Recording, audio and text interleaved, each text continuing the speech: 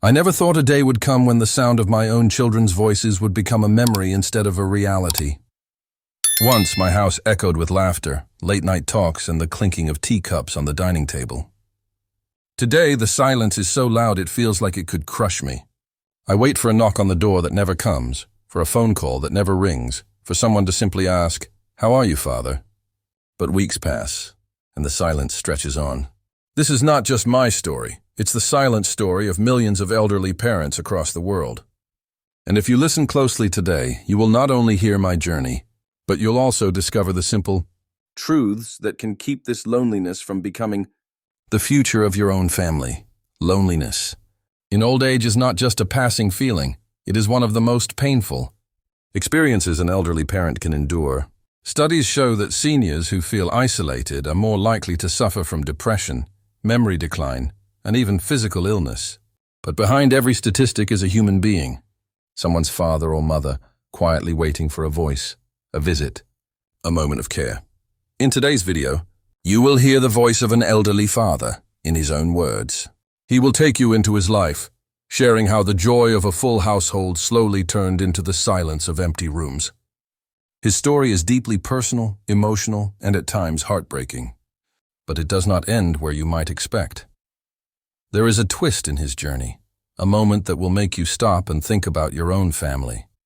And as you listen, we will also uncover what families can do right now to prevent this silent suffering.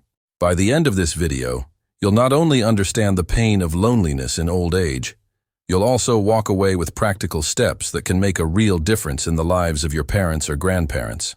I was once a man surrounded by voices. My kids used to race through the living room, their laughter echoing off the walls. Every evening, my wife and I sat around the dinner table, passing mashed potatoes and listening to stories from school and work. I worked long hours, built a steady home, and felt proud watching my family grow. Weekends meant backyard barbecues, crowded living rooms, and football games on TV with everyone together. Back then, the house was alive with noise, warmth, and purpose. I never imagined these same walls could one day feel so empty and unfamiliar. It didn't happen overnight. At first, my kids just stopped calling as often. "Dad, work is crazy. I'll visit next weekend." But weekends turned into months. The chair my son once filled at our Sunday dinners stayed empty, plate after plate. I still brewed 2 cups of coffee in the morning, even though no one sat across the table. My daughter promised to come for my birthday, but the day passed with only a voicemail. Each evening, I sat on the front porch, watching the streetlights flicker on, hoping a familiar car would pull into the driveway. The silence of this house became heavier than any noise. The laughter that once lived here now feels like it belongs to another lifetime. I remember my last birthday. I baked myself a small cake from a box mix, just like my wife used to. I sat at the kitchen table, the candles flickering, the phone stayed silent. Hours passed, and I finally blew them out alone, whispering my own wish. Another day, I called my daughter. The phone rang and rang before her voicemail picked up. I left a message, trying to sound cheerful. But the truth was, my tea had gone cold while I waited for a reply that never came. The hardest moment? Thanksgiving. I dressed in my best sweater, thinking maybe one of the kids would surprise me. Instead, I ate microwave turkey with the TV on low.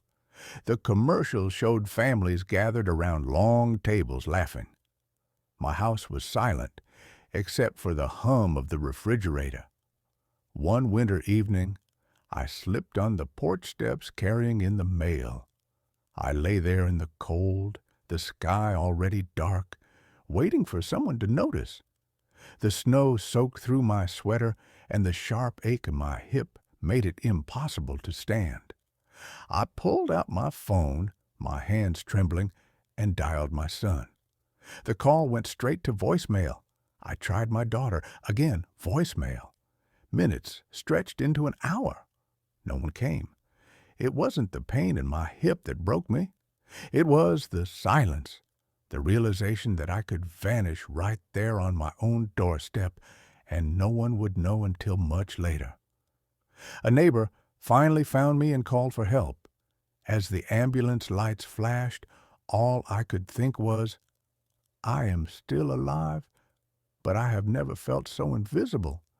After the fall, I expected my children to finally realize how much I needed them, but the calls I longed for never came.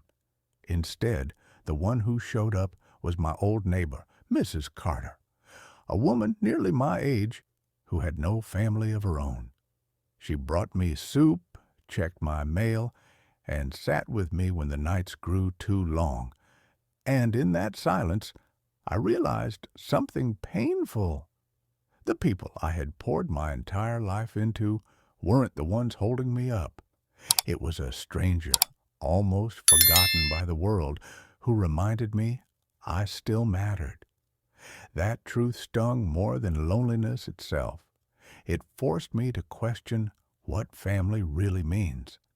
Imagine being that father, sitting in the quiet of your home, waiting for the sound of a familiar voice, only to hear nothing but the ticking clock. Would you have noticed the signs if this were happening in your own family? Or would the silence have slipped in unnoticed, day after day, until it was too late? I want to ask you something deeply personal. Have you ever seen an elderly parent, grandparent, or neighbor quietly suffer from loneliness? How did it feel to witness that? And what did you, or didn't you, do in that moment? Your thoughts and stories matter. Share them in the comments, not just for me, but for everyone watching. Sometimes the smallest story can open someone's eyes and prevent another father or mother from feeling invisible. What would you do differently if this was your family? The father's story is painful, but it doesn't have to be repeated. Families can take small but powerful steps to protect their loved ones from the silence of loneliness. First, create structure with regular calls. Don't just say, I'll call when I have time. Set a weekly schedule, like every Sunday afternoon, and keep it. That simple routine tells your parents they can count on you. Second, make visits meaningful. When you come, don't just sit distracted on your phone. Bring a meal, share photos, or ask about old memories. Presence is more than being in the same room. It's about making them feel seen. Third, include them in decisions. Whether it's a family vacation or a financial choice, ask for their opinion. It reminds them they still matter. And finally, listen without judgment. Sometimes, all an elderly parent wants is someone to hear their fears, frustrations, or stories without cutting them short. These small acts can fill the silence with connection. Loneliness can feel overwhelming, but there are steps seniors themselves can take. Begin by joining local community groups, whether it's a book club, a church circle, or a senior center activity. Surrounding yourself with peers can restore a sense of belonging. Second, try simple technology. A basic video call app or voice message can bridge miles and bring loved ones closer. Third, keep small daily routines, watering plants, walking in the park, or journaling. Purpose comes from little anchors in the day. And finally, never hesitate to reach out first.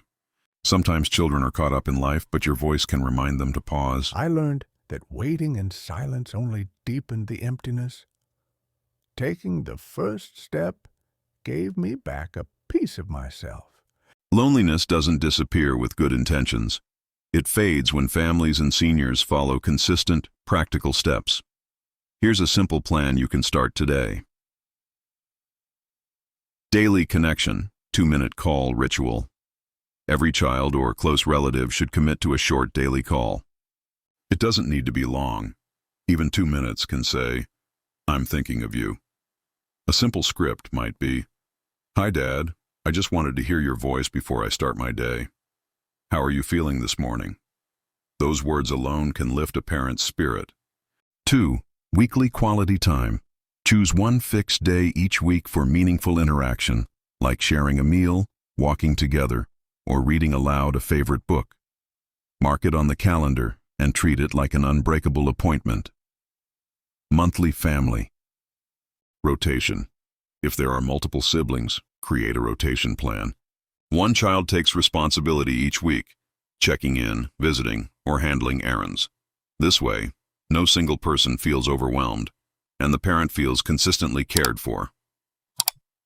Use technology wisely. Set up easy tools, like a tablet with one-touch video call buttons or voice notes. Encourage sharing small updates, a grandchild's drawing, a photo of dinner, or a quick thinking of you message. These reminders make distance feel shorter. Community and backup support. Explore local senior centers, churches, or volunteer groups that organize social events. If family is far away, a trusted neighbor or community volunteer can step in to visit once in a while. When families follow this routine, daily calls, weekly moments, monthly rotation, and simple community ties, they create a safety net of love. Small steps, repeated consistently, can protect parents from the silence that hurts most. Yesterday, my phone rang at 6 p.m. just as the sun was setting. It was my daughter. She didn't talk long, just asked about my day and told me she was making my favorite chili for dinner. But that short call filled the house with a warmth I hadn't felt in years. For the first time in a long while, I didn't dread the night ahead. A simple voice reminded me I was still part of someone's world. Before this video ends, I want you to do one simple thing. Pick up your phone and call your parents, your grandparents, or any elder you love. Don't wait for tomorrow. A 2-minute call today could mean the difference between silence and comfort for them tonight. And now I want to hear from you. This father's story is only one among millions, but maybe you've lived through something similar. Did your parent or grandparent ever struggle with loneliness? Did you notice, and how did you respond? Or perhaps you are an elder yourself, and you've felt what he felt. I invite you to share your real stories in the comments below, or, if you'd like, you can send them to me directly. Every story will be treated with respect, and if you prefer, your identity can remain completely anonymous. The most powerful stories may be shared in future videos so that others can learn, connect, and prevent the same pain from happening again.